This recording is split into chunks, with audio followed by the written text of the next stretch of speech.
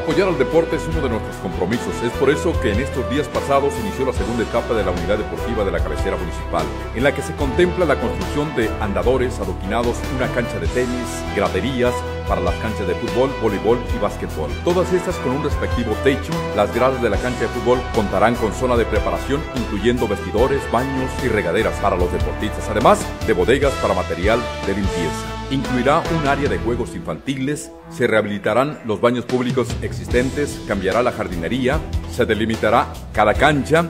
Asimismo, se está construyendo un domo que contará con un ring, baños, gradas, vestidores, enfermería, área de taquilla y área de ventas. Porque en esta administración nos propusimos que los niños y jóvenes tuvieran más y mejores espacios para practicar el deporte y tener una sana recreación.